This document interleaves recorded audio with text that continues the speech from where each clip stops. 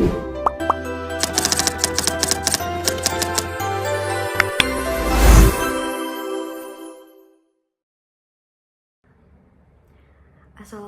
warahmatullahi wabarakatuh.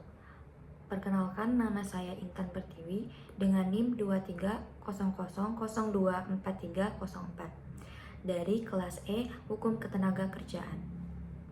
Hari ini saya akan menyampaikan materi yang sudah saya resum dari Ibu Fitriatus tentang materi aspek ketenagakerjaan dalam rancangan Undang-Undang Kesejahteraan Ibu dan Anak. Yang pertama, sumber hukumnya dari mana? Yaitu dari hukum internasional ILO. Hukum internasional ILO merujuk pada seperangkat standar, prinsip, dan aturan yang dikembangkan oleh Organisasi Perburuhan Internasional ILO untuk mengatur hubungan kerja di tingkat global. Pelaksanaan peraturan tersebut itu maksudnya sekaligus atau dipisahkan bisa kita cermati. Nanti siapa yang bertugas mengawasi pelaksanaannya itu menjadi sebuah undang-undang. Kemudian siapa yang harus menanggung biaya atas perubahan peraturan itu. Kemudian apakah ada batas pemanfaatan daripada cuti keluarga tersebut, misalnya hingga 2 kali kelahiran saja. Bekerja dengan status pekerja waktu tertentu atau kita selama ini mengenalnya dengan istilah PKWT. Sungguhkah aturan ini hanya diberi sifat sebagai aturan atau sifat mengatur? Barangkali kalau kita mau identifikasi daripada rancangan dan undang-undang. Sesungguhnya kita bisa tarik masalah ini apakah sudah tepat begitu. Yang terjadi dengan dimuatnya family life dalam RUU KIA bicara sebuah produk peraturan undang-undang, pada akhirnya nanti kita akan bicara tentang implementasi dalam kaitannya dengan RUU KIA ini. Sebuah kesenjangan di dalam peraturan RUU ini kalau kita bicara mengenai pemberian cuti keluarga yang sudah memang standarnya tidak boleh diturunkan saat ini bagi wanita akan 1,5 bulan sebelum lahiran, 1,5 bulan setelah lahiran, dan bagi suaminya itu mendapatkan cuti 2 hari.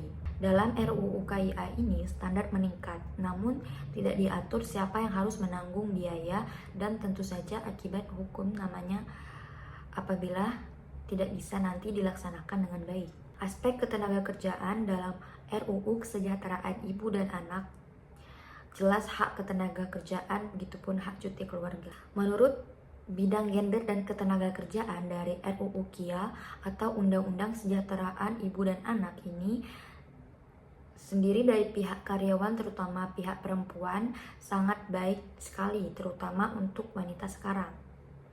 Karena kalau kita lihat dari segi kesehatan ibu dan anak untuk masa melahirkan diuji saat-saat ini, yaitu menurut dari cuti yang telah disepakati oleh ketenagakerjaan dan pihak pengusaha, yaitu 1,5 bulan sebelum dan setelah melahirkan. Bagi generasi kaum ibu, ini menjadi kesejahteraan ibu dan anak. Juga melihat dari segi ketenagakerjaan, ini berdampak negatif kalau untuk bidang usaha, karena dari bidang usaha ini akan merusak istilahnya pendapatan. Apabila perempuan dikasih cuti 6 bulan, maka siapa yang menangani pekerjaan selama dia cuti? Kemudian dari pasal 8 ayat 2 nomor 13 tahun 2003 tentang ketenagakerjaan agar perempuan itu dijamin kesehatannya dan juga untuk anak ibu melahirkan itu dijaga kecukupan gizinya.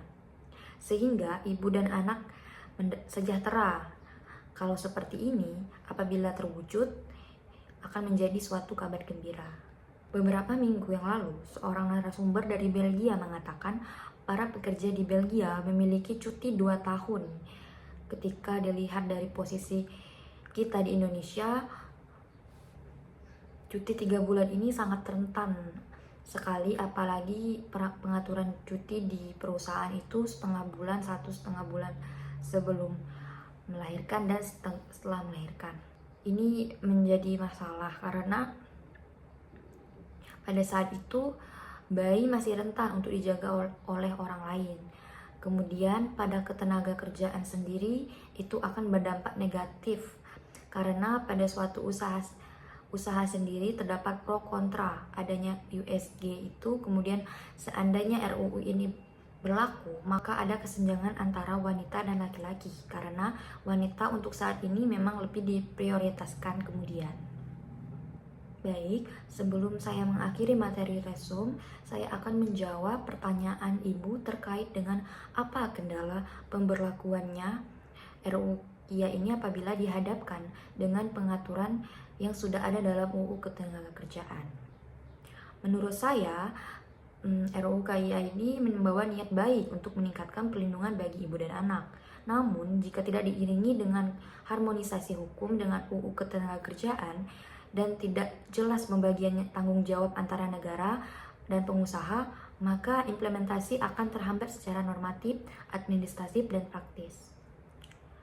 Baik, itu saja yang dapat saya sampaikan pada materi resume hari ini terkait ketenagakerjaan dalam kesejahteraan ibu dan anak. Terlebih dan kurang saya mohon maaf. Saya akhiri, wabillahi taufiq wal hidayah. Wassalamualaikum warahmatullahi wabarakatuh.